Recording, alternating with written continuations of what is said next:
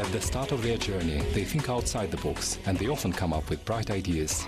Their projects are innovative, they are a new generation of business people, and their distinguishing features are creativity and enthusiasm. This is the world of startups, the program about IT developers and the industry of startups.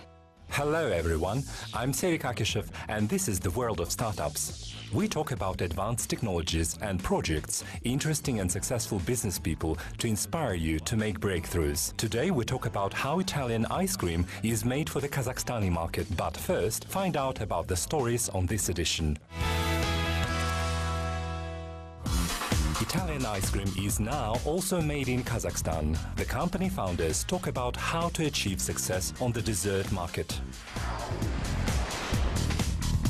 Thousands of people around the world use online resources for their education. Watch a review of some of the popular and useful ones in the market.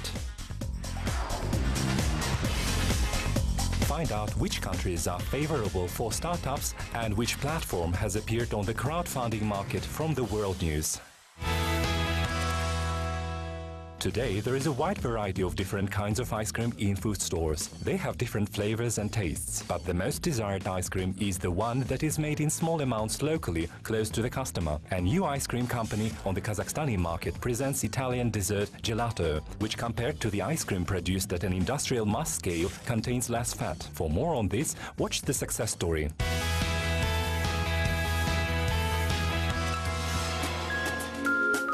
Joly has set up her own gelatoria, that is a cafe and ice cream shop in Almaty, in 2009. At the time of starting the business, there were 6 people including the staff. The shop made no more than 200 kilos of ice cream a month. 1 year experience proved that this format of ice cream production is not effective. The study revealed that Kazakhstani customers prefer to buy and eat ice cream on the run, so the company decided to separate the production from the sales.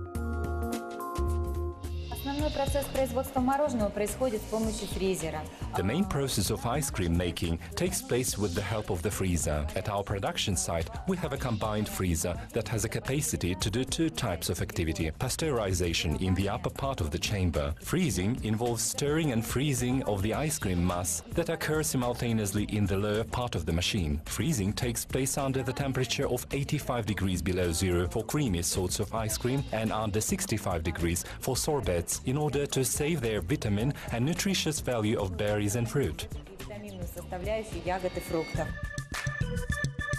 Gelato differs from classic ice cream in the temperature and the storage conditions. The former needs the temperature of 18 degrees below zero. Sorbets should be stored for no more than a week and creamy sorts for no more than a month. As you can see, our ice cream looks beautiful. They are sorbets from fruit and creamy sorts of ice cream. This ice cream, made from natural ingredients, will be on the store shelves only for a short time, as it sells very well. Thanks to a variety of flavors, sometimes unexpected ones, gelato is popular with customers of different ages who have a sweet tooth.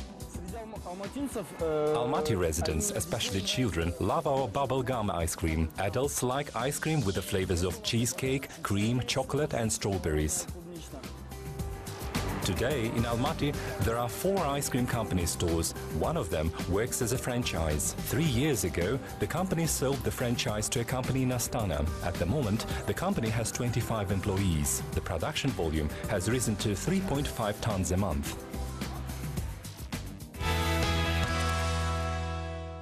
There are more and more online resources that offer distance education. This system of education has a number of advantages, such as flexibility and freedom, the accessibility of the information, and the opportunity to select the information that the student considers important. Watch a review of popular learning online resources in the market.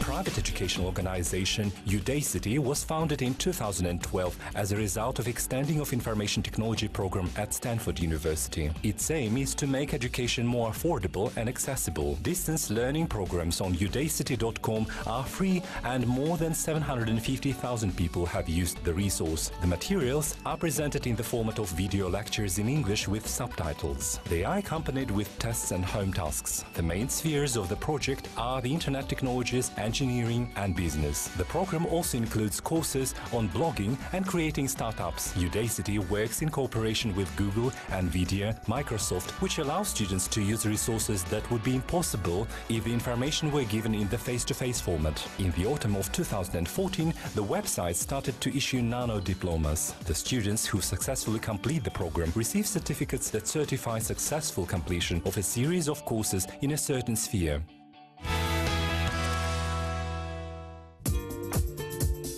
Distance education website Udemy offers 5,000 courses in various disciplines for more than 2 million people, from programming to needlework. The best specialists, heads of large companies and famous lecturers share their knowledge with the online audience. Among the lecturers, the audience sometimes may see Mark Zuckerberg. The project allows the user to create their own video courses on the internet. The students may upload their presentations in the PowerPoint format, as well as the content from other websites. The portal offers free video resources as well as resources for payment. An application called Udemy is particularly popular. It enables to download videos on mobile devices and then watch them without being connected to the internet.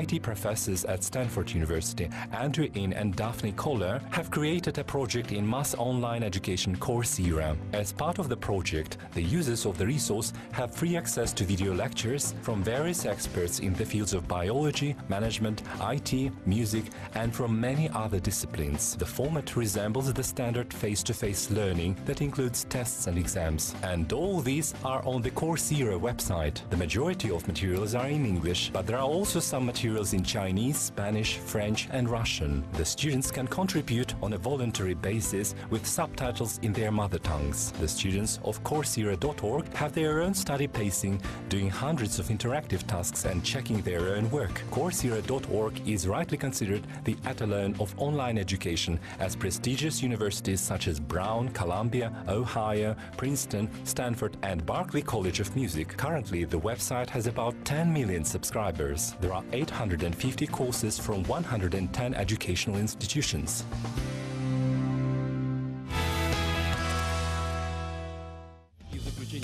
And finally, the correspondents of the World of Startups bring you a World News Report, the most important news for startups.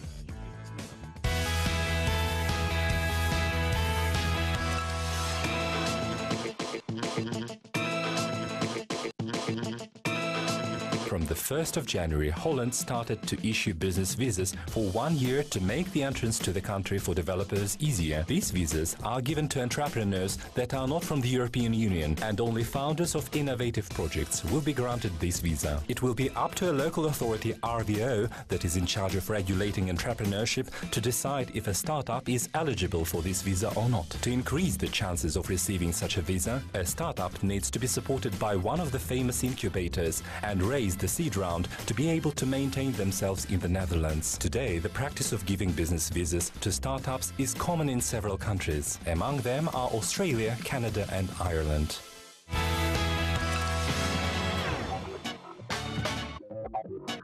Social news website Reddit has launched their crowdfunding platform Reddit Made. It works in the same way as other platforms such as Kickstarter. The only difference is in that Reddit Made provides active assistance to the user in the creation of the product. Within a few seconds, any website user older than 14 can launch a campaign that will last for 1 month. The project author publishes the description of the project, gives it a price and the date of delivery. The projects that raise less than $600 are tax-free. Reddit Made enables to direct the income to any organization, fund or individual without any mediators. I hope today's edition of the program has been useful for you. Our program keeps you up to date with the recent news in the world of business and technologies in Kazakhstan and outside the country. You've been watching The World of Startups. I'm Serik Akishev. See you next time on Kazakh TV.